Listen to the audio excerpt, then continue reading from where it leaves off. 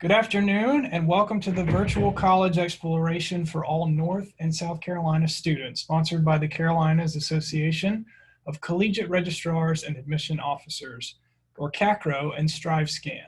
Thank you for joining us. We have a few housekeeping announcements before we get started. First, you can utilize the Q&A button on your screen to type your questions to our presenters at any time. Your camera and microphone are off, so panelists cannot see or hear you. This is just one of many different sessions happening through this CACRAO StriveScan partnership, and we encourage you to check out the full schedule on CACRAO's website at cacrao.org, CACRAO.org. This presentation is being recorded and will be available within about a week after its conclusion. I'd now like to turn it over to the presenters so they can begin their session. Hello, everyone, and welcome to, you used to call me on my cell phone. I hope we have some Drake fans here because that is the exact vibe that we are trying to put out this afternoon. And we are excited to share with you how to build an effective relationship with your admissions counselor at any college that you are looking at in this process. My name is Courtney Vaughn. I'm the Director of Diversity Recruitment in the Office of Admissions at Elon University. I am super hyped to be here with two friends, Jasmine and Taylor. I'm going to turn it over to Jasmine to introduce herself. Thanks, Courtney. My name is Jasmine. That's me in the middle there. I'm a Senior Assistant Director of Admissions at Queen's University of Charlotte and am super excited to chat with y'all while also looking at some Drake references. So I'm pumped. And I'll turn it over to Taylor. Awesome. Thanks, Jasmine. Hey, everybody. My name is Taylor Florio. I am a regional recruiter for the University of Alabama based in Charlotte, North Carolina. And as you can see on these photos, we just wanted to show that we are real people too. We're hoping that by the end of this, you will have the tools that you need to build an effective relationship with your admissions counselor like Courtney mentioned. So let's get started. All right, had to start out with a Drake meme, of course. You guys are embarking on a very, exciting process. However, I know that sometimes it can be overwhelming. Maybe a little bit stressful. And a lot of times it becomes this deer in a headlight type of situation of what do I do first? How do I do this? And the most important thing that we want to stress is knowing your role. Knowing your role in this process is important, not only for you as a young adult, but it's going to be important for the folks around you who are helping you through this process. So, I'll just kind of read through the meme. One of the big things that I know is a thing that happens sometimes often is when parents will reach out to the admissions counselors saying that they have put their child's name incorrectly on the application. And so we just want to stress that, again, know your role. This is your journey. This is your process. And so we want to make sure that you're doing everything that you need to do yourself. So on the next slide, I have a great example of what this looks like. When you think about taking a road trip, there are a few things that happen, right? There's yourself, you're going to get in the car behind the driver's seat, and then typically you might have a friend in the passenger seat or someone that you know really well, and then you will probably have your phone in your hand as a GPS. And so remember that you are in the driver's seat. This is your process. You are in control. And then we like to say that the parents or whoever's helping you kind of navigate this process or helping you pay for this process and that kind of thing, they're in the passenger seat. They're your co-pilot. They're there to support you. They're there to maybe point out things that you might not have seen, but you're still in control. You're driving that car. And then last but not least, there's that GPS or backseat driver, and that's us, the admissions counselors. We're really here to help guide you because we know the correct steps that you need to take. Every college is going to be different. Every school is going to have different processes, and we're going to be the ones to affirm or maybe steer you away from decisions that are maybe, not the right ones or exactly what you need to take. So when you think about your role in this process, just remember that you're in the driver's seat and everyone else is here to support you. So, like Taylor said, we are here as resources to you all, and I hope that we have some Grey's Anatomy fans here too. Clearly, Jasmine, Taylor, and I watch TV and listen to the radio or Spotify, but we want you to find your person, but sometimes it can feel hard to find your person. You go to a website and there's like all these people in the admissions office, and you might think, well, I'm from Charlotte. Who do I reach out to? Who knows my high school? Who is an advocate for me in the admissions office or to the admissions committee? And so we have a recommendation and a tip on how to find your person. We're going to talk about Google a couple of times throughout this presentation, and I recommend Google. So I would search Elon University. I'm from Maryland originally, Maryland admissions. And usually that'll pop up the page that you need on the website to help you find that person a little bit easier. Here I have North Carolina admissions, Loyola University. I did that before this presentation. I found the exact contact I needed at Loyola University. So I would recommend not trying to sift through a website per se, but using Google. It'll help you kind of file or fill that out. So kind of talking about a university website, they can be a lot, and to be honest, they might even be too much. It's kind of overwhelming to look at all these different websites. You have all these different words, all these different banners, all these different notifications. What is there? What should I be looking at? Where do my eyes need to go? And so a lot of places call a lot of the same thing different things. And so here's a list of maybe some words to look out for. Admissions, number one, right? Explore, discover, tour, learn more, apply. A lot of different websites have these different, different words for the same information that you would be receiving, in different places. As you all are thinking about kind of contacting and what information you can expect to find on a website or what information to not expect to find, think about those things that are not there. What can't you learn, or what voice aren't you hearing? You might have, and you will have, a lot of information. You can find the admissions requirements. You can find internships that students get. You can find maybe a faculty contact information or something like that, but are you hearing a student voice about student life and what it's really like? Or are you hearing about the classroom experience and relationships that are developed with faculty? Maybe not. And so then that can kind of help steer and drive those questions that maybe you're trying to get answered. And then when you develop those relationships with us, that's how we can get you connected, right? Because you've done your research on a website. Again, research on the website, because there is a lot there, and most likely we'll send you some info there too. I'm going to turn it back over to Jasmine to talk about communication with us and what that part looks like.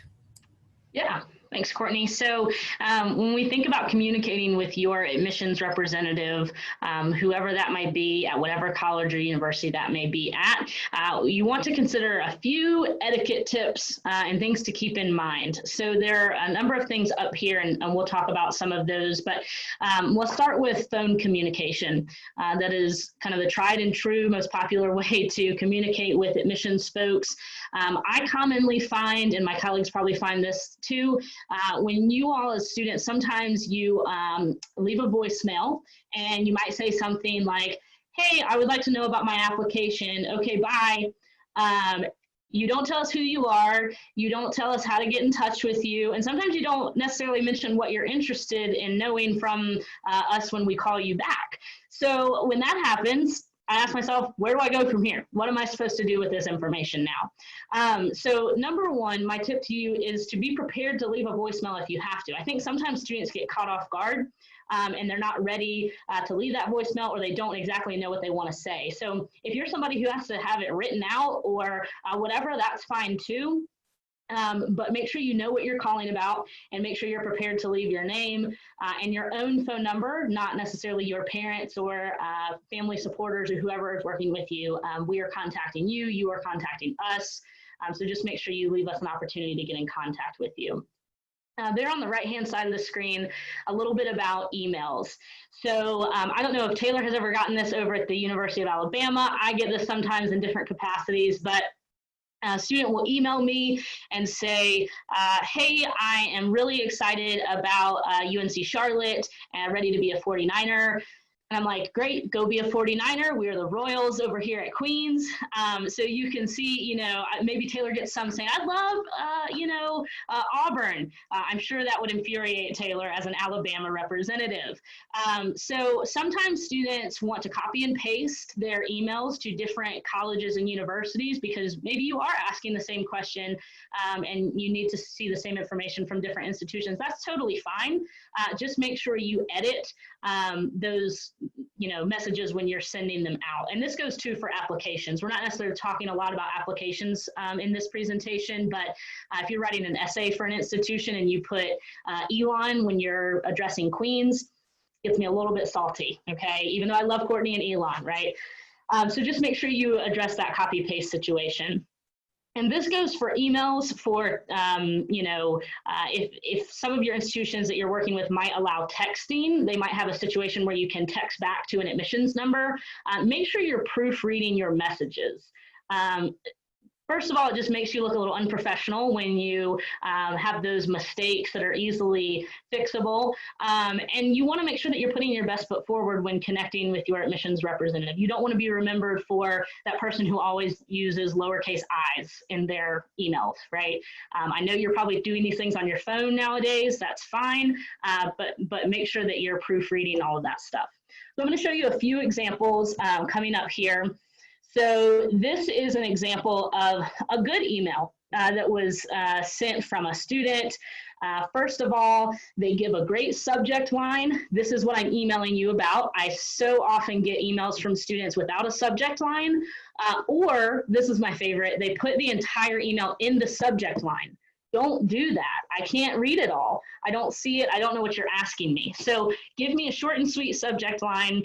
A good email starts with a good introduction. Hi, Jasmine. I hope that you're doing well, as opposed to starting off with, I need this, right? It's just proper politeness, if you will. Hope you're doing well. I'm getting excited. This student kind of sections it off into paragraphs, which are always nice. All paragraphs are good. Sectioning out is good. Interested in working on campus. I have some experience. Who should I be reaching out to? So that's a great question to ask your admissions counselor, knowing that there might be somebody else that I need to speak with, but maybe I tried to research on the website, like Courtney said, but I couldn't find that person yet. Who can I reach out to? And then they thank us at the end. I want to thank you for being so helpful. I can't wait to go to campus. Thanks. And they signed their name and they put their phone number and their email address so I could contact them again. This is awesome. We'll see another good one on the next slide. This is a little bit smaller, but I hope you can see it in there. So this student introduces themselves. Here's my name. I am a senior at this school. They tell us where they go to school. Now I have more information to deal with when in the email. I came to tour your institution, really loved it. This is great. And then they go into some of their questions or some of their concerns about the institutions. And these are great questions to ask your admissions representative. Where do students hang out off campus? I'm into the outdoors. Do you have any availability or do you have any options in your area for that? And also, can you talk a little bit about double majoring? These are great questions. They're segmented off, and then they're really nice at the end of the email and say, take your time to respond. I was just excited to connect with somebody at this institution. That's very nice of the student to say that. Recognize that we are busy too. We want to answer your emails as quickly as possible, and we will do that as soon as we can. So this is a great one. And the last thing I'll show you is a not so great one. So I'll give you just a second to read over this, maybe glance over this lovely email, okay? But at least they tell us their name, so there's that. They tell us their name, and you can see all of these errors in the email, right? There's grammatical errors, there's improper or informal writing. They say, LOL, nah. Okay, that's fun if you're texting your friend. It's not fun when you're emailing somebody who you want to let into their college. let's avoid this, okay? You are writing a professional email, a professional message to a professional person. We understand that you are teenagers. We understand, we obviously like to have fun. You see our presentation here, but we do like a little bit of professionalism. So hopefully this is not any of y'all. If you're attending this info session today, you're somewhat dedicated to your college experience, and hopefully you wouldn't do this, but just to give you a quick, not so great example. So I'm going to turn it back. I think it's Courtney next to talk a little bit about some TMI. I think that's the perfect transition into talking about, well, what do you put in these messages, right? Sometimes there's too much information, and we'll talk about that. And there's a spectrum of TMI for sure, but definitely good ways to engage with us throughout this process. So I think in terms of a good email, right, and those examples that you just saw, or good communication, it's nice to endear, right? So those students beforehand were reminding us who they were. We are focused on you, but we also work with a lot of students all over our region, and depending on the person at the institution, all over the country or the world. So just giving us a quick reminder that says, hey, Courtney, this would be pre-COVID, you visited my high school and it was Spirit Week, and I was in the Dora the Explorer Halloween costume or something like that, right? And that's like, oh, perfect, okay. Of course, I do remember that student. I remember we had a great conversation. And then from endearing, you share something that you are excited about the school. So Courtney, we had a really great conversation about study abroad, and I was reading a little bit more about Chile, and I was wondering if you all had a kind of program there, or kind of what are the requirements to do that. Awesome. And then I think a big one, especially depending on at what point you're in the admissions process, updating is really important and can be very helpful to us, especially as we're working with the admissions committee. So updating us on what you've been up to. Have you completed a project that you had started? Have you won a tournament perhaps, or been recognized in your school, right? Those kinds of updates are really helpful, because when you submit your application, it's up to a certain point, right, that you submit. But if our conversations are happening beyond that submission, then these kinds of updates are really helpful. And we have information about you, and we can update that information, right? And we want to share that with the admissions committee. We want to have reasons to say yes to admit you, right? So give us those reasons. We're excited about those. Now, when it comes to too much information, right, sometimes in the share or update phase, there can be TMI, and that would be in a story when you're kind of getting too much into the weeds. So what does that mean? We're getting beyond like the topic of what you're trying to tell us, and we're into the fact that you wore a blue shirt because the white shirt that you had planned to wear got into like the colors load, and so now it's a pink shirt. So that's why you wore a blue shirt, and it didn't match everybody at the recital, but I was still there, and it was a great recital, and we got that recognition. That is awesome. But honestly, it's just too much information. That's okay. I don't need to know about your blue shirt. Or like too detailed of a story. Sometimes students will get really into sometimes certain relationships if it's unnecessary for us to know. Some relationships are very important for us to know. There will be kind of just the beginning, middle, and end of the day when really the story happened in the middle of the day, right? Sometimes there's just too much. And while we absolutely, totally, definitely want to get to know you, sometimes there's a point at which we're like, okay, all good. We get the point of this. So there is power in brevity and being brief while still being impactful in those messages that you send us. I'm going to turn it back over to Jasmine and Taylor to talk a little bit about interacting if things were in person. One can hope, right? Soon and very soon. This is just a quick reminder to ask any questions that you might have as we go along in the Q&A box. We'll be getting to those at the end of the session. So just wanted to give a quick reminder about that. All right, so when things get back to normal, we will be hosting in-person events both on and off campus. And so I'm going to touch on the things that a college might kind of hold and put on off campus, and then Jasmine will talk about the things that are on campus. So right now, I know that a lot of you are getting these invitations for a virtual visit at your high school where you log onto a computer or pile into your college counseling department with masks on, and you're watching one of us admissions counselors on a screen. However, if we have any underclassmen in the house, or hopefully by spring, know that we as admissions counselors pursue you in a way that we will get on a plane, in a car, and we'll travel to your high school, and we'll show up on a certain day and time and are there to meet you face to face. This is a great way to start building a relationship with us. Showing up for a visit shows us that you're interested. It shows that you have intention on learning more about the university, and it allows us to put a face to the name if we haven't already, met you in real life. So if you see that a school is visiting your high school that you have any sort of remote interest in, I highly recommend, if you're able, to attend those sessions, because they can be beneficial in multiple ways. And the same goes for college fairs. This is something that I would say happens in a more broad scale. So it might be that there is a NACAC college fair coming to your town, and on a Sunday or Saturday, you pile into a conference center and there's hundreds of colleges there and thousands of students that attend, high school in your area.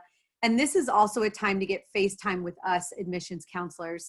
However, you've got to be a little bit more strategic in how you approach us, because we don't have a lot of time. Those events are to cater to a large group of people in a small amount of time. So what we would recommend is doing your research, like Courtney mentioned, and bring questions that you can't necessarily find online. So if you've been looking at Queens and you've been doing your research and you know where it is and you know what degrees they offer, maybe if you went up to Jasmine, you would say, tell me what the vibe is like on campus on a Saturday. What are students doing? That's something that you can't really Google.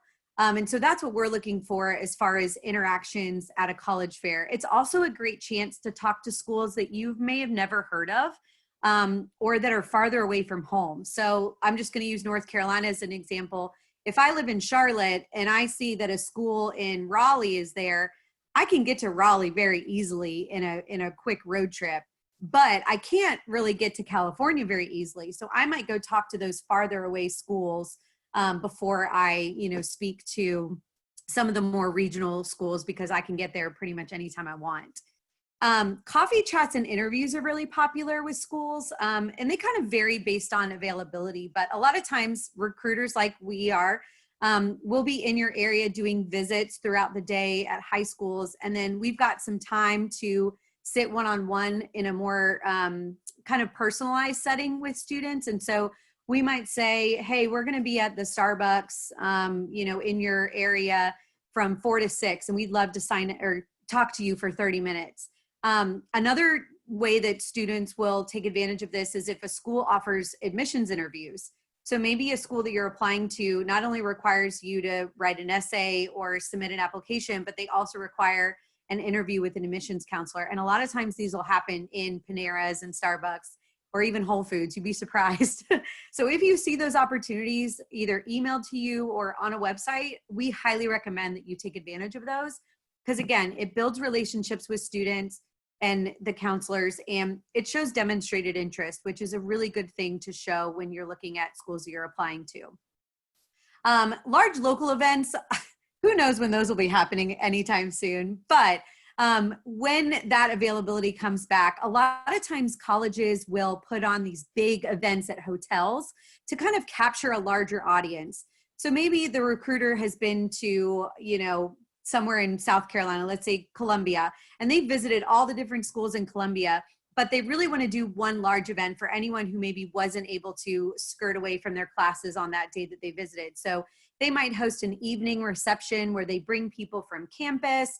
Maybe they bring a current student from the institution, and it's really your chance to get a really good example of what the university has to offer without even leaving your hometown. So this, again, can be a great opportunity for schools that maybe aren't as close to you geographically.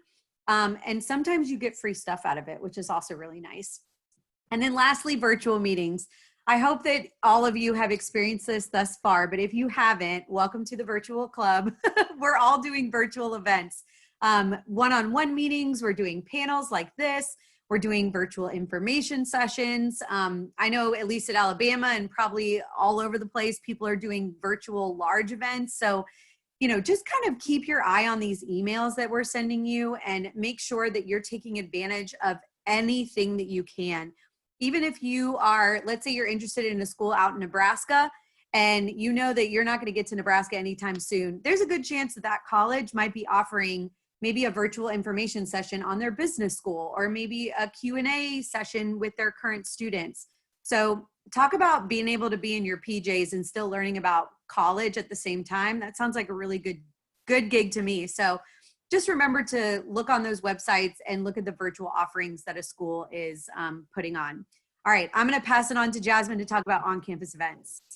Yeah, so hopefully, if you haven't already been able to, hopefully soon you will get to enjoy some on-campus activities and recruiting events on various college campuses.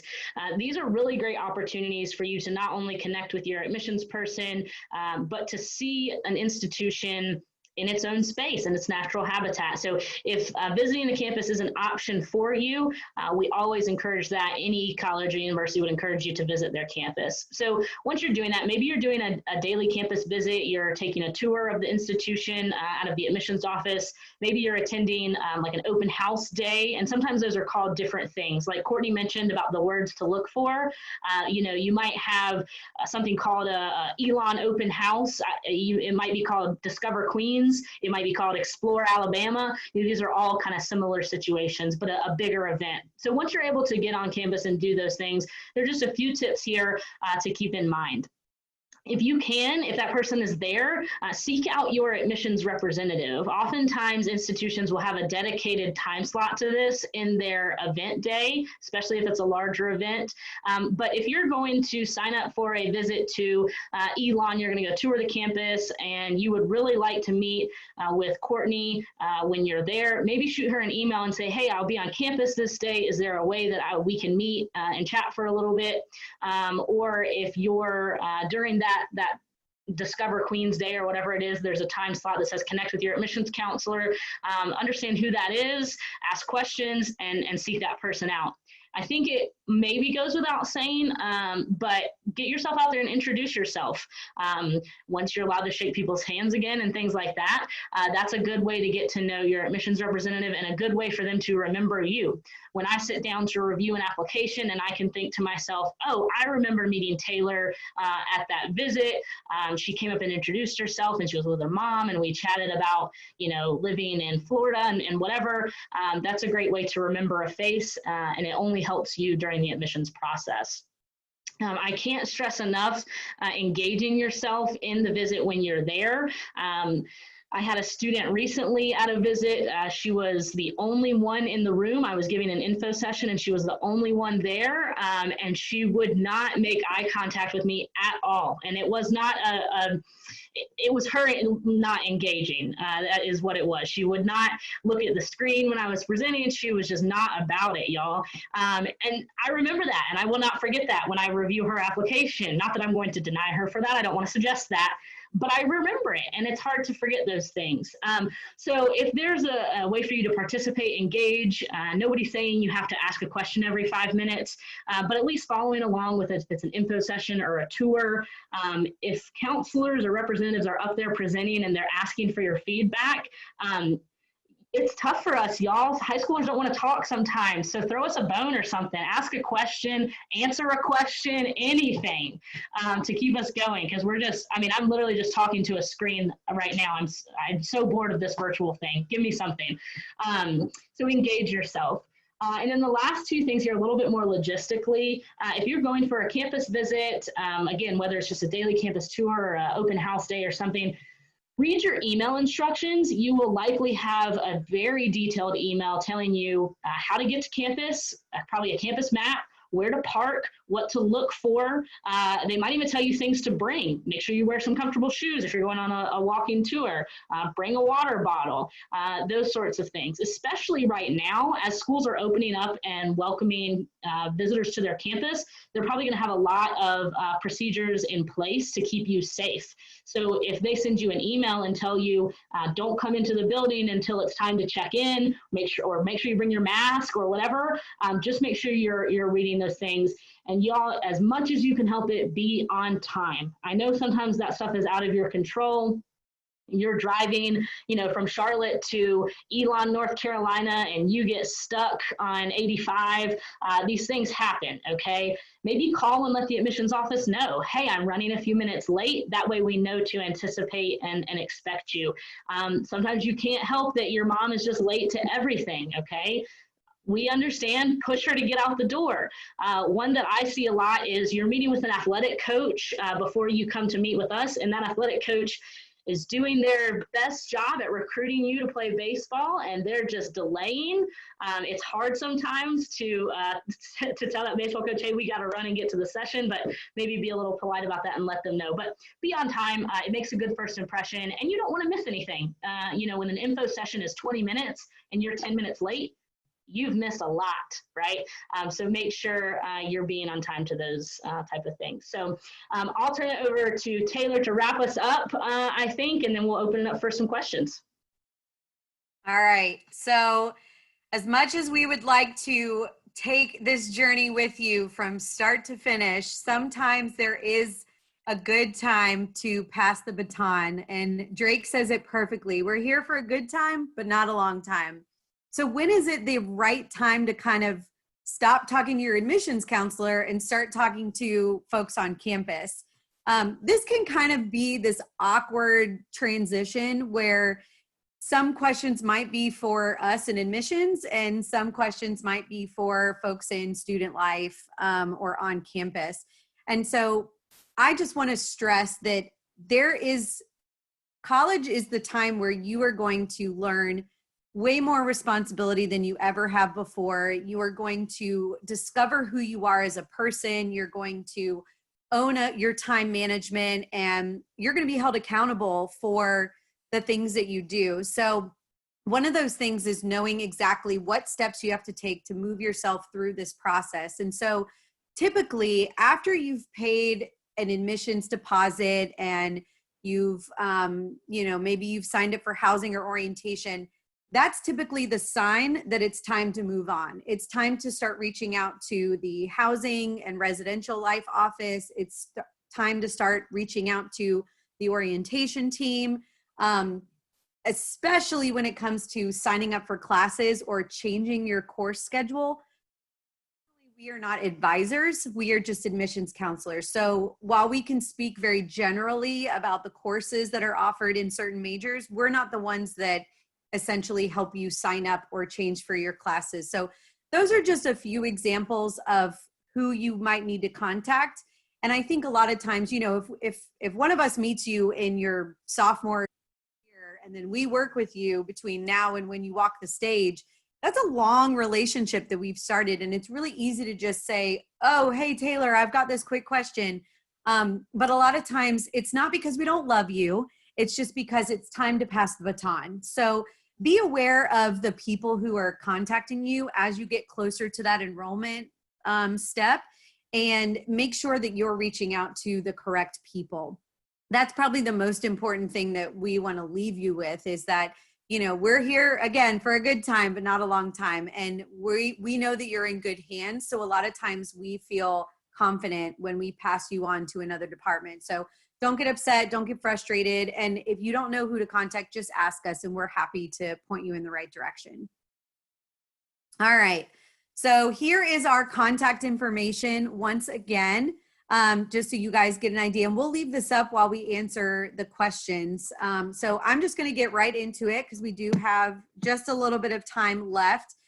This question is from Madeline, and I'm gonna give it to Courtney. So Courtney, Madeline's asking, when do you actually get assigned an admissions rep? Is it after you've been accepted?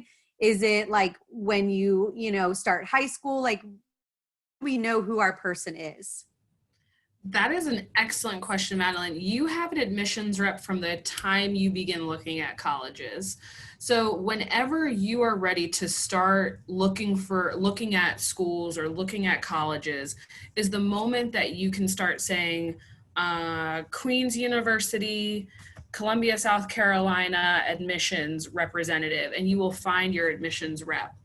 College admissions offices have admissions representatives or recruiters who have a region or a territory, and those are the students that we work with from those specific territories, and your territory is always, or your state is always represented. Now that person could change over time, and that's okay, and don't stress out about that. You've done nothing wrong in case that person does change, but just know from the get-go, you've got somebody in your corner to reach out to in any college admissions office.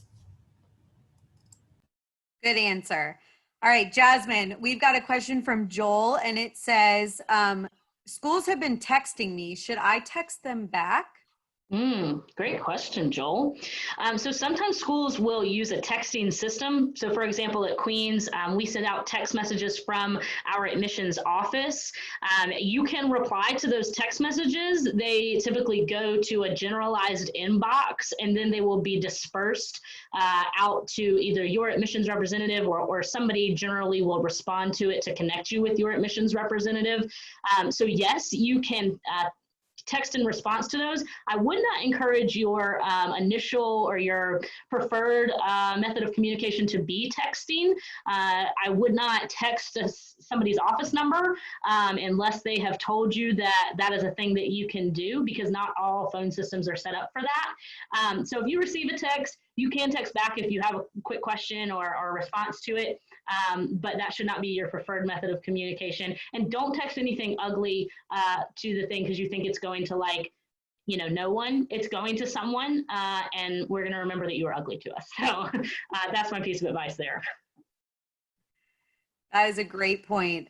Make sure that you are proud of what you say in every interaction. All right, I'm going to take this one. This question is from Lily, and it says, what if my admissions counselor doesn't email me back? I think, you know, there should always be a response to you within 24 hours if it's, you know, on a business day. So if you're feeling like you've reached out to an admissions counselor and after 1 to 2 days, they have not, 1 to 2 business days, I should say, they have not responded, you can always email a general admissions email. So most of the time, a college will have an email address that's like admissions@ua.edu or admissions@queens.edu. So I would recommend reaching out to that as a second option, and that will get filtered out to, you know, the correct people to make sure that maybe your counselor's not taking a vacation or they haven't moved to another institution. But that's what I would recommend. All right, we have another question from Tegan, and Tegan says, do large universities factor in demonstrated interest the same way smaller colleges use it? I'm going to pass this to Courtney, and then I'll respond, I guess, based on a larger perspective. Yeah, that's a good question. At a school like Elon or this size, you're right. We do take demonstrated interest into consideration. Our application pool is smaller than the University of Alabama or the University of North Carolina at Chapel Hill or the University of Michigan, et cetera. And so we don't have tens of thousands of students that we're communicating with in that way that maybe larger institutions are. So for a smaller, I would say a medium to a small size school, I would say make sure that those interactions are intentional, because demonstrated interest is able to be tracked. FYI, pro tip to all of you, we can see when you open our emails. We know when we send our communication to you. And so sometimes we know when you're either not responding to something that we've asked you to do an action item, but really with that intentional interaction, we do keep track of that demonstrated interest. I will turn it back over to Taylor, though, to talk about a big school and what that looks like and if that's considered in the admissions process. Yeah, so, you know, when you're applying to a bigger school, a lot of times demonstrated interest is not going to weigh as heavily into the admissions decision like it would be at Queens or Elon or a small school like theirs. However, a lot of times we'll get to the end of the admission cycle and maybe someone gives Alabama some money and now we've got this extra scholarship dollars to give away. I'm going to go back into my territory and see which students have pursued me the most. I'm going to see which students have showed up to my events, have consistently reached out, and who would legitimately benefit from getting those scholarship dollars. So that's just one example where it might not make a difference of you getting accepted to one of the bigger schools, but it could come in handy at a later time. And I want to give Jasmine a fair share. Would you echo everything that's been said? I know that you guys are fairly similar, but. Yeah, absolutely. I echo everything. Perfect. Okay, we've got one more question, and as of right now, and then we'll end the session unless any more come through. I'm going to give this one to Jasmine. Jasmine, Andrew's asking if we should follow their admissions rep on Instagram or connect with them on LinkedIn. Like, is that TMI? Tell us more about that. Yeah, that's totally TMI, y'all. Do not follow us on Instagram. No. Y'all, I'll tell you a brief story. I had a student recently, and they made and sold jewelry, which was really cool. That's a great extracurricular activity. I love to know about that. That is a very cool thing. You founded this company. And I'd love to see that on an application and whatever. But when you aggressively pursue me to follow your business page on Insta and you're trying to message me about, do I want some earrings? I don't want to follow you on Instagram or Facebook or anything. I don't even know if y'all have Facebook anymore. I do.